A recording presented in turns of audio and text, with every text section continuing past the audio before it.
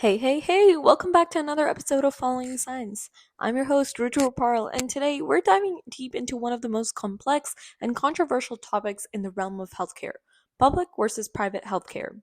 It's a conversation that affects millions of people every day and plays a pivotal role in shaping the health outcomes of an entire population. So, whether you're a patient, a provider, or just somebody who's curious about how healthcare systems work, this episode is for you. In this episode, we're going to explore the structure of both systems, weigh their benefits and challenges, and consider real world examples from around the globe. We'll dive into how the funding works, access to care, quality of services, health outcomes, and even how these systems impact social equality. But we're not just talking about theory here. We're also going to break this down with concrete examples and scenarios that will help you see exactly how these systems affect people's lives. So, sit back, relax, and let's get into it. To really understand the debate between public and private healthcare, it is important to first define what each system is and how it works. So, let's start with public healthcare. In a public healthcare system, the government is responsible for providing and financing healthcare services. These systems are typically funded by taxes collected from citizens. Now, the government owns the facilities, hospitals, clinics, and sometimes even insurance schemes, and employs the healthcare providers. The goal here is to ensure that healthcare is a public good, accessible to all, regardless of their income. Now, take the United Kingdom's National Health Services, NHS, as an example. The NHS is a largely funded organization by general taxation. Now, citizens do not pay directly for most healthcare services when they use them. The NHS ensures that every person, from the wealthiest to the most economically disadvantaged, has access to healthcare without the worry of overwhelming medical bills. This kind of system prioritizes equity, ensuring that healthcare services are distributed based on need and not income. On the flip side, private healthcare refers to services provided by private companies, whether private insurance companies, individual clinics, or even hospitals. Now, private healthcare systems are typically funded by either out of pocket payments from patients or private health insurance premiums. Unlike public systems, however, private healthcare relies on market competition. Providers compete for customers based on cost, quality, and available services. Now, the United States is a prime example of a system where private healthcare dominates. In the US, private healthcare is often provided by employers, but individuals can also purchase their own health insurance plans. In this system, access to healthcare largely depends on whether a person has insurance and the quality of that insurance. This ensures a much more segmented approach to healthcare, where those with the means to pay can get the best services, while those without insurance may struggle to access even basic care. Now, let's dive deeper into the issue of funding and costs. This is really where the core of public versus private healthcare debate lies. Now, we all know that healthcare is expensive, but who should bear the burdens of those costs and how? Now, public healthcare systems like those in Canada, the UK, and Sweden are funded primarily through taxes. Now, taxes can take in many forms, including income tax, corporate tax, and even specific healthcare taxes. Now, in these systems, the government uses the revenue generated to fund hospitals, clinics, and health programs.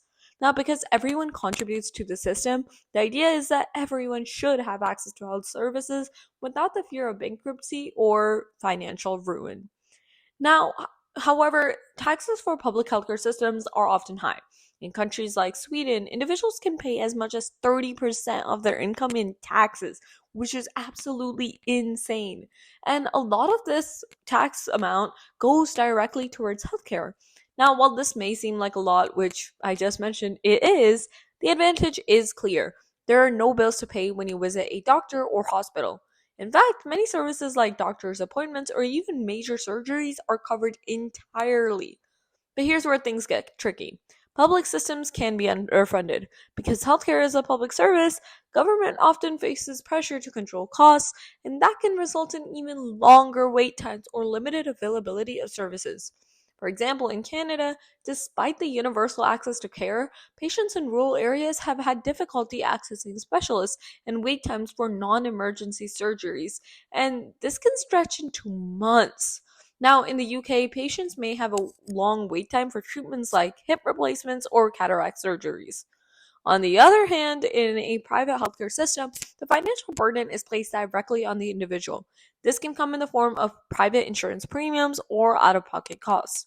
In the US, private healthcare dominates, like I mentioned before, and insurance companies like United Health, Aetna, and Blue Cross Blue Shield often cover everything from routine doctor's visits to specialized treatments. However, insurance plans are costly. In 2022, the average annual premium for family coverage was over $22,000, and many plans come with high deductibles and copays. Now, even with insurance, medical bills can be overwhelming, and many individuals with chronic conditions or major illnesses find themselves facing massive out of pocket costs.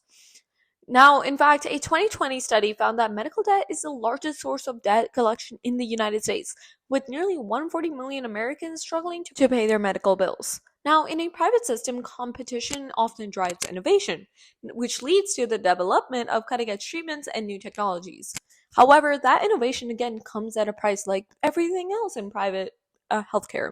Now, private hospitals are often more expensive because they invest heavily in new medical equipment, faster services, and specialized care. While these innovations benefit those who can afford them, they also lead to a stark disparity in access to quality care. Now, let's shift gears and focus on core issues of access to care and quality of service. Now, public healthcare systems are designed to ensure that everyone has access to care regardless of income, location, or social status. This means that in a well functioning public system, someone in need of medical attention, whether it's an emergency or just a routine checkup, should be able to access care without worrying about the financial cost. This universal access is a key strength of public healthcare. But as we mentioned earlier, a universal approach means that demand can often exceed supply. For example, if everyone has access to free or heavily subsidized healthcare, that can create a strain on the system. A real world example of this is in wait times. In the UK NHS, for instance, the system is known for having long wait times for non emergency surgeries and procedures. A patient needing a knee replacement might have to wait for several months, or in some cases, over a year.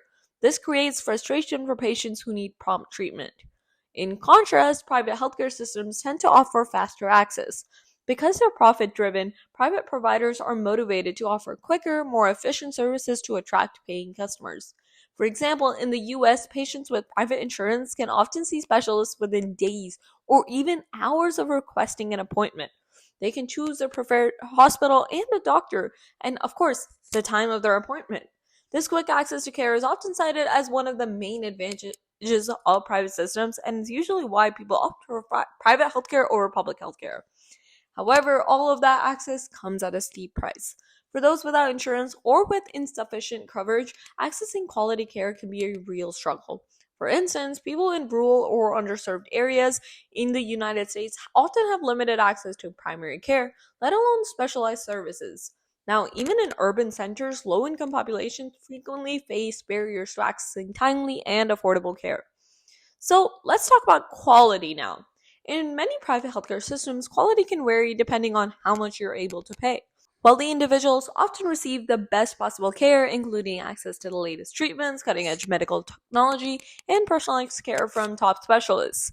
Why? Because they can pay for all of that stuff. Now, what about people who can't afford to pay for the best services? The quality of care they receive may be far less than what a wealthy person would expect. In the US, this creates a two-tiered healthcare system where the rich get the best care while the poor and uninsured often get subpar services, leading to worse healthcare outcomes. Now, public healthcare systems, on the other hand, are generally designed to offer a more uniform level of care to all citizens. While there may be differences in the availability of advanced technologies, the core principle of public healthcare is to provide everyone with access to care that meets a basic standard. It's not just about providing the best care for everyone, it's about making sure that no one is left behind. This can result in more equal outcomes across the population, but with the trade off of sometimes slower or even less advanced care. Now, one of the most significant factors in the public versus private healthcare debate is the issue of health outcomes and equity. At the heart of a public healthcare system is the idea that healthcare should be a right for all, not a privilege reserved for those who can afford it. This focus on equity has major social and health implications. Now, in countries with public healthcare such as Norway, Finland, and Australia, health outcomes tend to be better overall. For instance, Norway boasts one of the most highest life expectancies in the world, and Finland has made impressive strides in reducing infant mortality rates. These systems are successful because they focus on making sure that everyone has access to the same high standard of care. Now, the government provides preventive care, such as vaccinations, screenings, and mental health services, to ensure that everyone has the same opportunities for a healthy life. This universal access to preventive care leads to better long-term health outcomes for the population as a whole. Now, contrast this with a private system like that of the US. Their health outcomes are often heavily skewed by a social or economic status.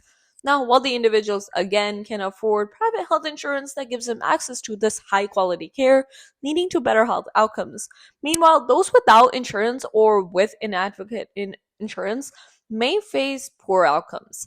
A person in a low income neighborhood might not have access to the same quality of healthcare as someone living in a affluent area, leading to a greater disparity in health outcomes between the rich and poor population. In fact, studies show that people from lower socioeconomic backgrounds in the US tend to have worse healthcare outcomes, such as higher rates of chronic diseases, lower life expectancy, and higher rates of preventable deaths. Now, in terms of equity, public healthcare systems often do a better job of providing access to care that helps level the playing field in a sense. However, private healthcare, with its focus on choice and market competition, may create inequities that leave the most vulnerable populations at a disadvantage. So, in the end, Rutu, what does this all mean? Well, there's no clear-cut answer to that question of whether public healthcare or private healthcare is better. Both systems, again, have their strengths and weaknesses. And honestly, based on everything I've just talked about, you have to decide what the right option is for you based on your needs of your family and just everyone around you. And you have to decide what you think will be the best course of action for you in the future. Now, again, public healthcare provides universal access to and promotes equity, but it can suffer from longer wait times and underfunding. Private healthcare, on the other hand, offers faster access and often better quality of care for those who can afford it, but it can lead to inequality and worse outcomes for those without financial means. So, again, make sure that this outcome, whatever you're picking, whether it's public healthcare or private healthcare, is the best option for your family. Because, again, there's no right answer, one answer fits all. Because if there was, then the other option wouldn't really exist.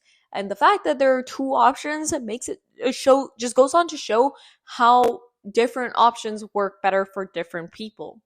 Now, ultimately, the debate comes down to what we value more: universal access to healthcare for all, or the ability to choose your care and pay for better services if we can afford it. It's a challenging question and one that doesn't have an easy solution. But what we do know is that healthcare in any form is essential, and everyone deserves the opportunity to live a healthy life. Now, as I wrap up this episode, I just want to thank you all for tuning into this deep dive into public versus private healthcare.